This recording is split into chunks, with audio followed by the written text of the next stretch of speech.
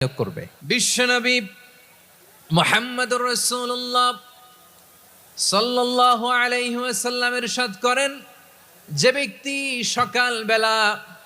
3 বার তেলাওয়াত করবে আউযু বিল্লাহিস সামিউল আলিম মিনাশ শাইতানির রাজিম,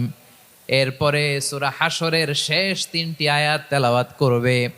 রব্বুল আলামিন ওই ব্যক্তির জন্য 70,000 ফেরেশতা নিয়োগ দিবেন যারা সারা দিন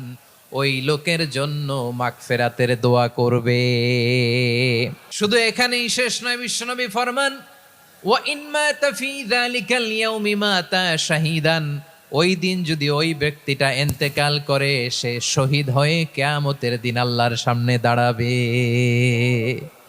সকালবেলা যদি পড়েন 3 বার আউযু বিল্লাহিস সামিউল আলিম মিনাশ শাইতানির রাজিম 3 বার পড়ে